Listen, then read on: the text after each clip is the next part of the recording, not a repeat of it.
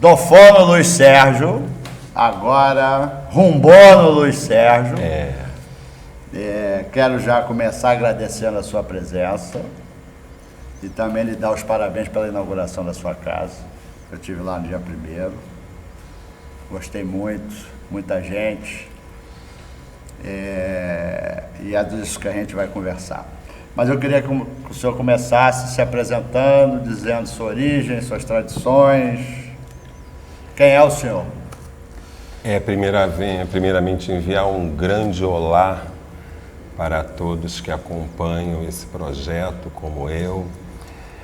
E antes de me apresentar, eu gostaria de fazer um grande elogio a esse trabalho cultural que vem sendo desenvolvido e que eu acompanho de perto. Eu acho de grande importância para o candomblé. Esse bate-papo, ele passou do informal para o formal. Como é importante essa troca de ideias, como é importante conhecer a história da nossa religião através das pessoas que estão ali em prol dessa causa. Eu sou Dofono Luiz Sérgio de Azansum. Eu fui iniciado em 1996 por Francisquinho de Omolu, filho de Pai Zezinho da Boa Viagem, neto de Tata Fomutim. Eu completei agora, em 28 de janeiro, 19 anos de iniciado. Tenho uma história dentro do candomblé que não é diferente, né, da de muitos, só que a minha tem um detalhe, foi com muito amor, né? Como a de todos. Acho que o amor é que faz com que a gente não veja os problemas, aquilo que não é certo, aquilo que é certo, aquilo que é errado. Todos esses adjetivos, eles tomam uma importância muito pequena quando o amor se sobrepõe a tudo. E é por aí que começa, né? A minha vida espiritual, ela é concomitante à minha vida material. Eu, como todos, lá com 15 anos de idade, comecei frequentando Umbanda, não porque tinha nenhuma doença grave, queria morrer, nada. Eu tinha problemas de mediunidade. Sim. Eu era criança e eu via sombras, eu ouvia vozes, a minha família não era da religião, embora o meu pai carnal, ele tenha sido confirmado Ogã, ainda jovem, né?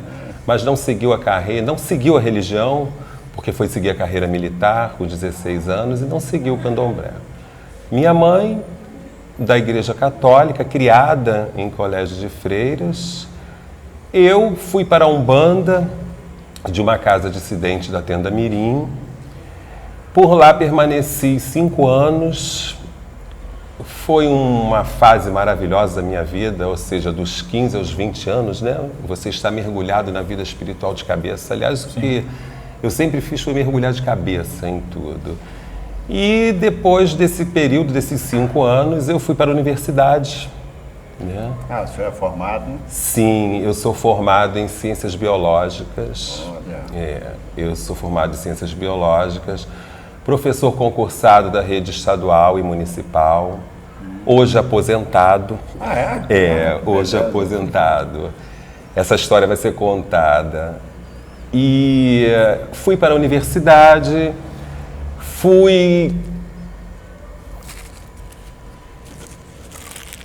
Ao terminar a universidade, eu, 1 ano após, fui iniciado no candomblé. E foi levando aquela vida. Eu terminei a universidade, passei logo em 2 concursos, comecei a trabalhar, fui iniciado no candomblé. Estudioso. Até hoje, É? até hoje. Inclusive, eu tive que trancar agora o curso de mestrado, embora já estando aposentado, muitos falaram, por que fazer um mestrado já está aposentado? Porque eu gosto de ler. Aliás, eu gosto disso que está acontecendo aqui, né? Dessa cultura informal. Eu gosto dessa troca de ideias. Né? É impossível o educador dizer que ele não aprende com o aluno.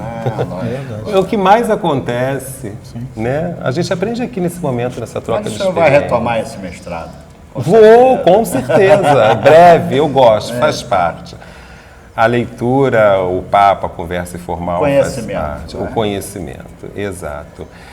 E neste momento eu estou vivendo uma nova fase da vida. Ela está iniciando, né? E eu hoje estou aqui meio que para dar o que os evangélicos diz, testemunho. Que beleza. É, verdade. Que beleza. Eu quero deixar registrado que eu... Sim, agora. Mas vamos por partes. Eu sei que a gente tem uma história, eu já lhe conheço há E professor fala muito, né? Quer tomar? Lhe conheço há bastante tempo, acompanhei sua vida dentro do santo assim, meio que à distância, mas a gente sempre estava juntos na Boa Viagem. Como foi essa decisão da iniciação? O senhor frequentava no terreiro de Umbanda, chegou a trabalhar, desenvolver na Umbanda, suas entidades, etc, etc? Sim.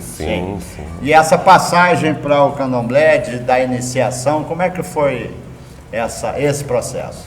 Exatamente. Eu retomo aquela questão da mediunidade, né? Trabalhava, assim, dentro da Umbanda, sessão de passes, era uma casa dissidente da Tenda Mirim, então era aquela Umbanda bem...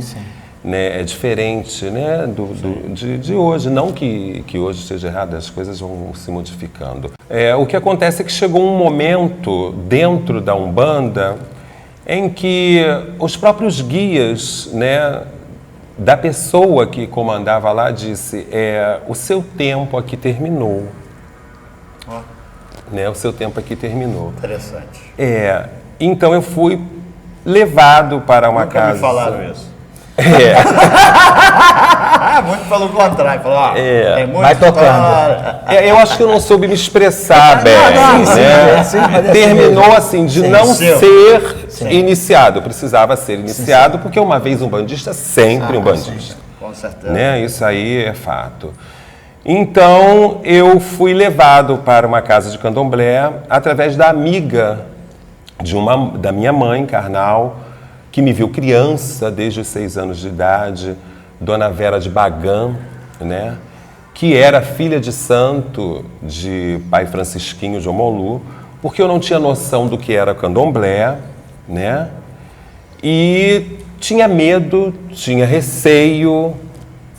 E a minha formação, ela me remetia a uma visão contrária a tudo aquilo que eu pregava, tudo aquilo que eu passava para os meus alunos. Um biólogo, né? Eu fiz especialização em meio ambiente, então ficava meio complicado, né? Ficava meio complicado você, devido aos rituais do candomblé, né? Mas não há contradição. Alguma. Hoje, pelo contrário, né? Hoje, muito pelo contrário, né? Aliás, eu estou numa fase em que, embora eu esteja agora com uma casa de candomblé aberta, eu estou revendo o candomblé. Eu estou revendo o candomblé, eu estou revendo meus conceitos. Vamos chegar lá nessa parte. Vamos lá. Aí, a senhora de Bagã levou o senhor na casa do pai Francisco. Exatamente. Havia uma festa de Omulu, de Azançu e... Na verdade, eu fiquei assistindo lá, né, achando muito bonito. Aliás, eu acho o candomblé muito... A sala de candomblé é maravilhosa. Eu não sou hipócrita em dizer que eu não adoro a sala do candomblé, os festejos. Mas naquele momento você percebeu que era uma coisa diferente. Eu percebi que era uma coisa diferente. A palavra é exatamente essa. O coração bateu mais forte, disparou. Sim. E aí eu vim hoje com o objetivo de deixar registrado uma palavra que Paz Zezinho da Boa Viagem me diz. Cuidado com a palavra. Cuidado com a palavra dada. Eu disse dentro dessa casa de candomblé que, infelizmente, eu jamais seria iniciado, que não teria nada a ver comigo, que eu achava que era algo meio que tribal, que não combinaria comigo. Eu já estava com tudo preparado para ser iniciado e resolvi que não seria. E a coisa foi muito, assim, incisiva, de repente. Eu falei, estava numa época próxima ao carnaval, e eu, empregado, público, tal, eu falei, não, eu não vou fazer santo e passar carnaval de preceito, eu não vou me meter nisso, eu não vou ficar esse período de carnaval, de quelê, eu não vou fazer nada disso. Mas foi algo que, contando, parece mentira. Exatamente no dia que estaria programado para que fosse o ruim, não que tenha sido no exato dia, né? Porque não tem essa data. Sim. Nesse dia eu fui atropelado. Mas o senhor não recolheu, então? Não. Eu fui atropelado e tive uma fratura na clavícula, onde eu tive que fazer uma cirurgia em que eu fiquei exatamente 90 dias sem poder desfrutar o carnaval. Então, fiquei de licença médica. Você percebeu a mensagem logo de início ou não? Ou demorou um pouco a perceber? Foi um misto. Chegou a fazer uma associação? Eu também não acho que tem nada a ver com o Azansu. Azansu não é disso. Foi um misto de medo, arrependimento, ódio, por não saber entender o que estava acontecendo. Eu sei que no ano seguinte, na mesma data, eu estava entrando para ser iniciado. Né? Então, a palavra que eu dei que nunca farei, e isso tem me acompanhado. Pesou. Hoje eu dou muitas risadas e eu estou achando muito interessante ter a oportunidade de estar falando isso, porque foi tudo muito espontâneo. Em geral, os nossos amigos que vêm aqui, que são de Azansu, porque eu tenho uma experiência com Azansu. Eu sei bem. De minha mãe, de minha irmã, da minha bisavó. Eu sei que é um santo muito positivo e imperativo nesse sentido.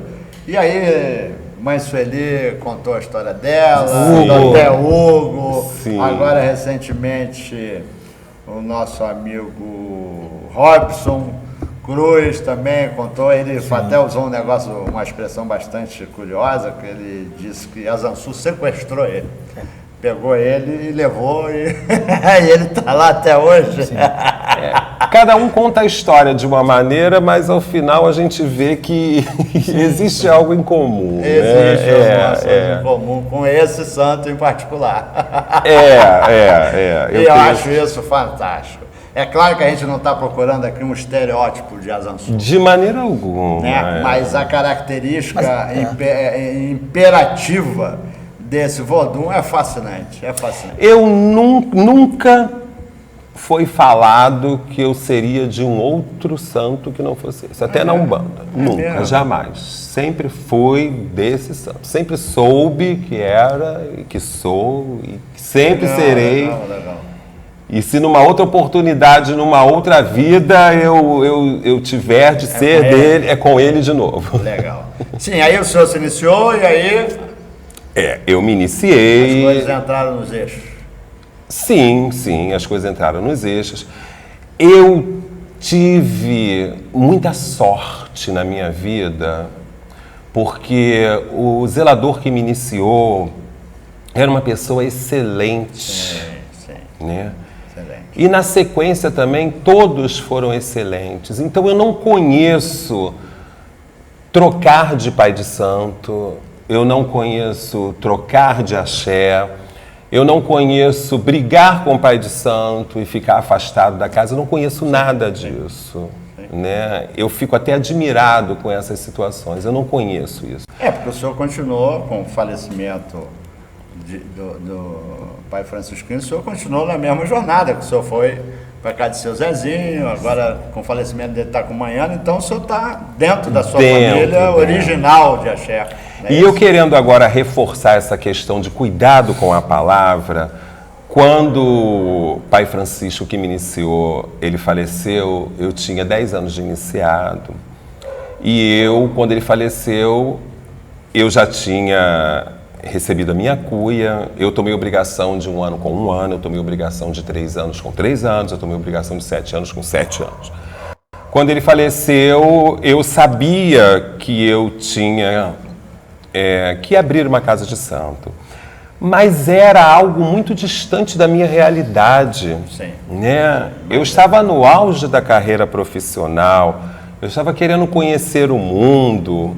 O meu mundo dentro do candomblé era fascinante, eu adorava ir ao candomblé, mas eu adorava viajar pelo Brasil, eu adorava viajar pelo mundo, eu adorava o convívio social e adorava o convívio dentro do candomblé.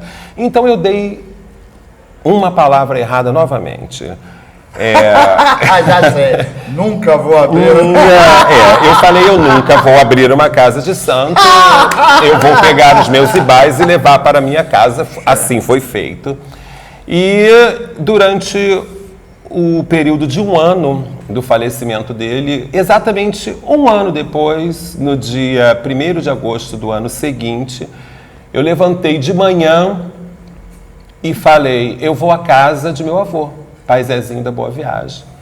Lembro como se fosse hoje que eu cheguei lá, toquei a campainha, ele estava sentado lá dentro do barracão, pediu para abrir a porta, eu entrei, tomei água, bati cabeça, sentei na mesa, virei para ele, falei para ele o seguinte, eu vim ser seu filho de santo.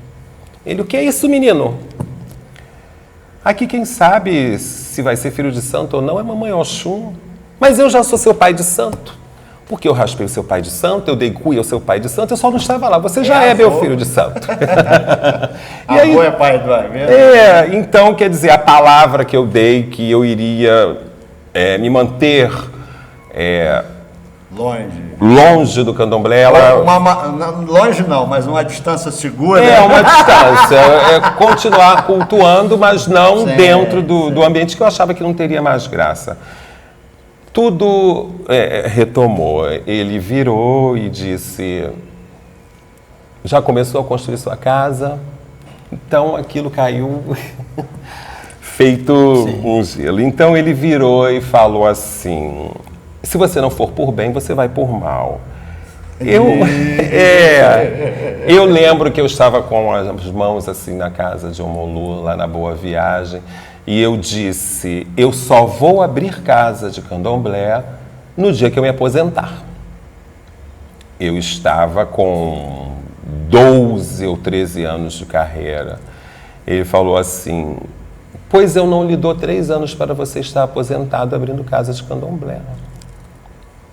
Eu ouvi aquilo, né? Eu dei a palavra e ouvi uma outra palavra e ele reforçou, cuidado com a palavra. Cuidado com a palavra. Cuidado com a palavra, mas foi dito e feito. Eu comecei a ter problemas nessa carreira do magistério, né? Eu andei lendo uma tese que diz que a vida útil do professor, ela tem no máximo 18 anos. A minha foi bem menos que isso. Caramba. Chegou um momento em que eu não conseguia ir para a escola. No dia anterior em que eu tinha que ir para aquela escola, eu não conseguia dormir, que ninguém identifica, e aí você larga a carreira pública, abandona e não quer ir mais, e aí dá um inquérito administrativo, você volta, e lá os advogados falam, procure um médico, procure a psiquiatria, e a gente tem um certo preconceito com a psiquiatria, procure a psiquiatria, o que aconteceu com você foi um acidente de trabalho, um acidente psíquico. Procurei o médico, procurei a psiquiatria, eles me licenciaram um diagnóstico novo chamado síndrome de Burnout, onde você adquire uma aversão à sua atividade profissional devido àquele convívio, aquele desgaste. Isso acontece muito com professores e policiais. O senhor não falou para eles que o senhor via espírito, que o senhor via voz? Não, porque eu já não via mais espírito, eu já tinha um espírito comigo, né? Eu sei que a palavra dada, eu fui licenciado. Com 2 anos saiu publicado no Diário Oficial que eu estava aposentado. Então, 30 anos de carreira que eu deveria percorrer, duraram 15. E agora, aposentei, mergulhei numa obra para abrir a casa de candomblé. E vai aquela luta, e vai. Mas como é que o senhor, como o senhor, sujeito formado, tem um nível de informação bastante privilegiado. Como é que o Obrigado. senhor analisa, como é que o senhor percebe essa coisa de a vida da gente ir tomando este formato que um pai de santo que mal conhecia a gente, ou o caboclo da senhora da Casa Umbanda que o senhor frequentava, que o seu tempo aqui já acabou, não é Sim, aqui, sim, caboclo você tem Arruda. outra jornada. Como é que o senhor percebe essa coisa de a sua vida ir se encaminhando exatamente para o caminho que o senhor não queria, mas que o povo falou que era esse? Sim. Alguém lhe conduziu? Como é o destino? A conclusão que eu tenho hoje... Isso não tem uma conclusão. Não tem. É só uma percepção. Mas como é que o senhor percebe isso? Eu tenho que admitir que nós, não vou ser prepotente dizer que só nós iniciados, né? Mas que a partir do momento em que na minha vida eu fui iniciado, eu passei a não ter o comando do meu destino. Total. Perfeito. Né? Eu penso que eu devo seguir o rumo que a água toma. Eu tenho que ser feliz dentro do candomblé e ao mesmo tempo na minha vida pessoal, social, né, Até familiar. porque não Não tem como separar. Não tem como Exatamente. separar, é tudo junto. Sim, Né? Foi nesse momento que eu falei que hoje eu estou revendo o candomblé. Com toda a humildade eu digo, eu estou revendo o candomblé. Você teve o arbítrio. Você pôde escolher. Só que ele é de Azansul, então esse arbítrio se dá em outro plano. Mas você teve. Hoje eu digo que eu dava a palavra com certo egoísmo, né? Mas que lá no fundo eu sentia Já que sabia. aquilo era meio que uma inverdade, ou que eu estava forçando a barra. Sim.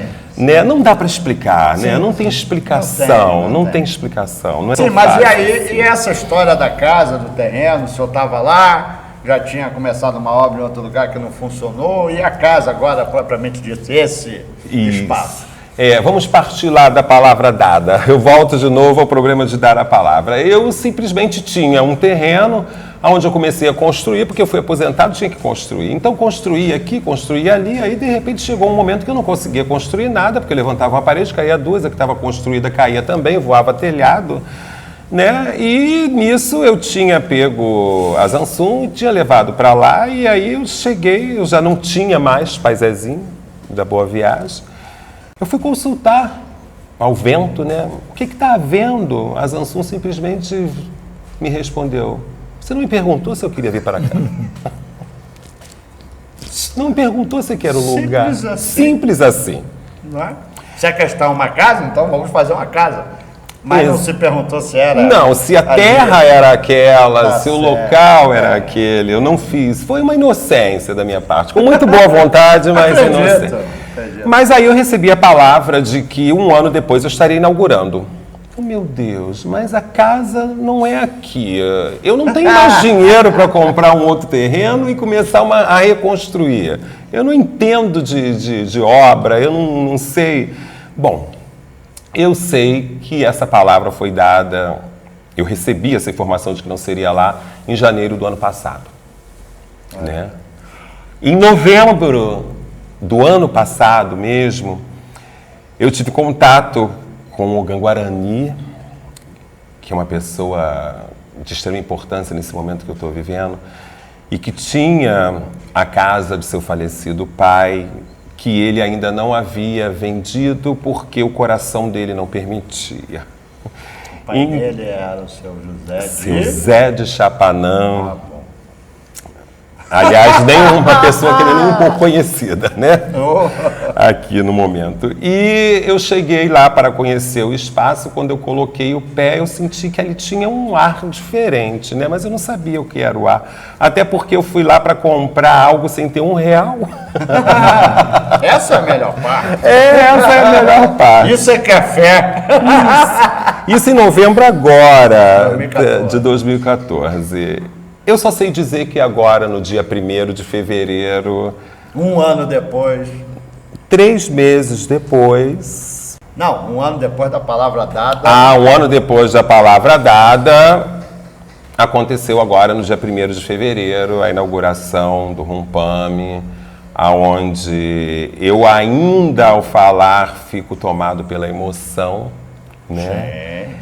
Eu fico tomado pela emoção porque são provas muito evidentes na minha vida.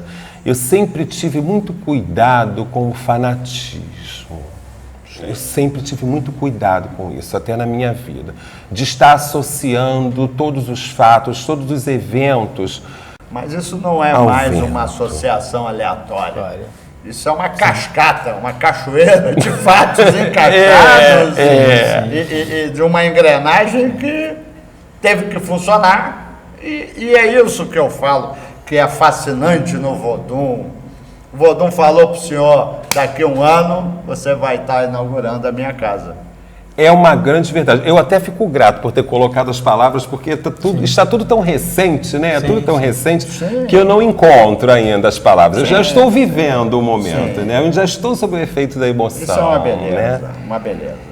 Então, eu sou um iniciante, né? Eu estou iniciando agora. Embora eu já tivesse muitas pessoas que eu tivesse iniciado na casa do meu zelador, na casa de um irmão de santo. Então, quando eu começo lá, eu começo com uma equipe, ogãs confirmados, equedes confirmadas, vodunces, né? Pessoas com tempos de santo já, eu tenho equipe. Um barracão, um espaço montado, grande, né? Bastante diferente de quando as pessoas estão começando, né? Às vezes com uma lonazinha, às vezes com um espaço pequeno. Então foi tudo ao mesmo tempo, numa proporção muito grande, com uma velocidade impressionante, né? E o mais importante disso tudo é que eu consigo me sentir muito seguro. Eu tenho muita segurança. Acontece algo de muito estranho, que é o fato de, ao colocar o pé dentro daquele espaço, eu não consigo ter nenhuma sensação de propriedade. Eu não consigo. Eu não estou da minha casa. Ali não é o meu espaço, ali é o espaço do Vodun. Essa sensação eu tento estar passando o tempo todo para os amigos, para os filhos de santo. É algo que eu ainda tenho que descobrir, né? E o que me dá mais segurança é o fato de ter a minha família de santo ao lado. Isso é importantíssimo.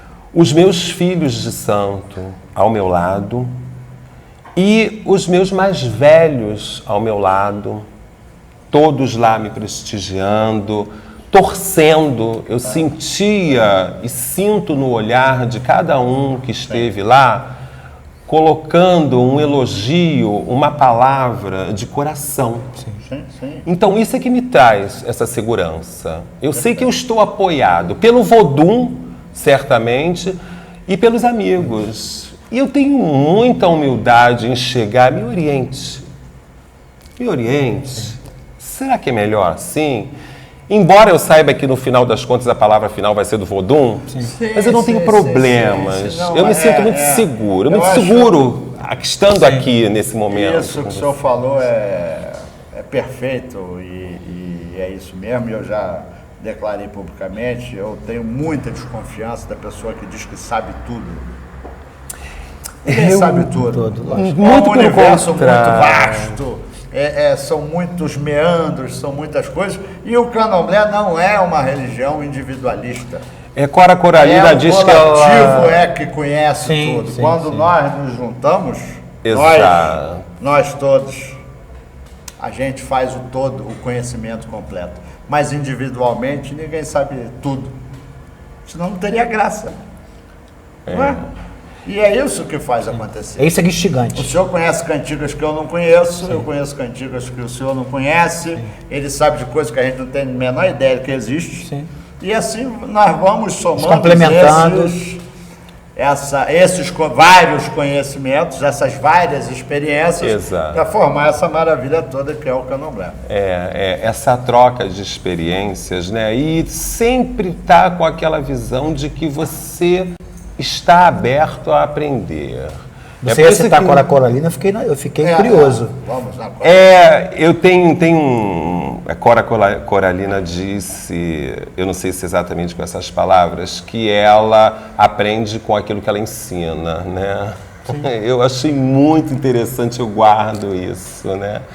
Eu aprendo com cada palavra que eu dei a um filho de santo nesse período, eu aprendi alguma coisa, né? Ele conseguiu mostrar um outro lado dele que eu não conseguia ver. Certamente. O mesmo é bom, às vezes, para cada pessoa diferente. Sempre tem uma coisinha a mais, uma coisinha. Então, a gente, de fato, a gente... É exatamente isso que Cora Coralina disse. Eu só tenho mesmo esse testemunho, né, a dar, né, de que o vento, né, eu não quero colocar a palavra vodum, orixá, em que isso eu prefiro colocar o vento, ele existe, ele é presente na vida das pessoas e existem duas palavras que eu vou dizer e carregar para o resto da minha vida. A senha para qualquer conquista na nossa vida são fé e resignação.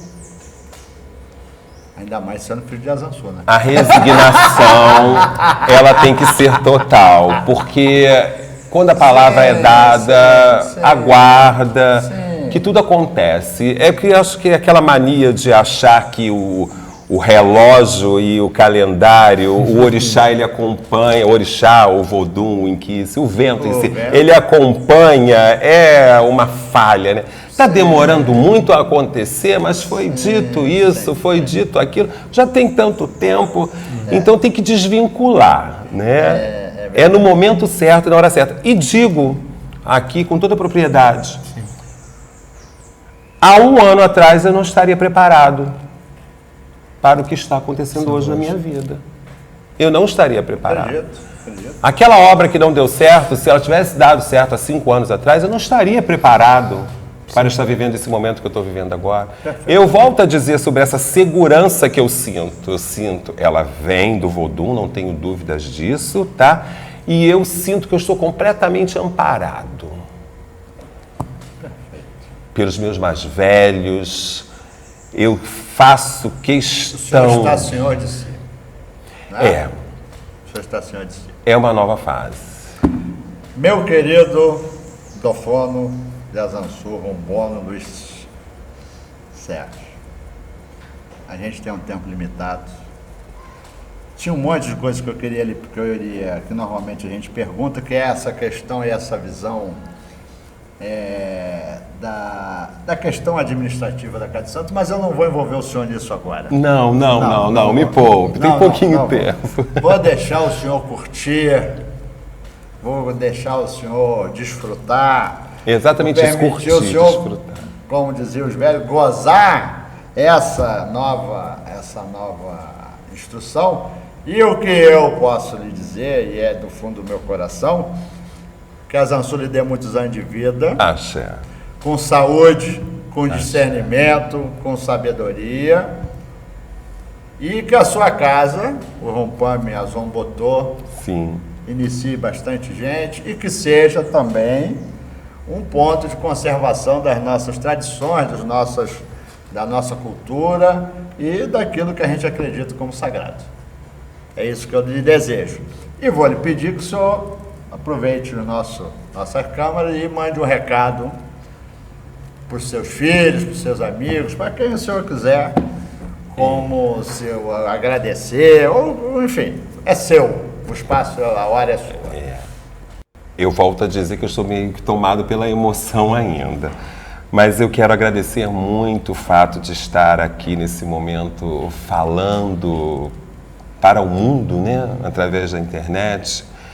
Dizer que eu vejo esse projeto como algo muito grandioso, que ele vem crescendo bastante. Eu acho muito importante essa junção da cultura formal com a cultura do candomblé, né, onde se desligava dessa questão do escrito, do falado, do gravado. Não, hoje as coisas acontecem assim.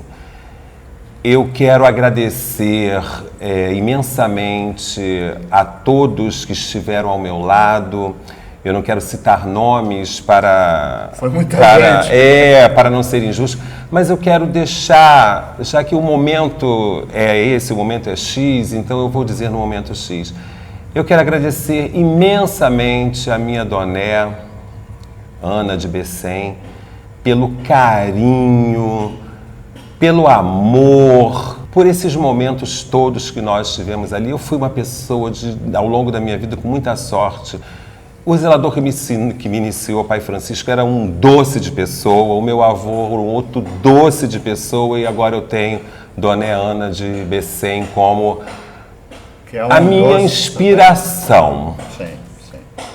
Eu agradeço a oportunidade de estar falando para o mundo que a minha fé, hoje eu digo que ela é inabalável. Parabéns. Parabéns. Muito obrigado mais uma vez pela sua contribuição.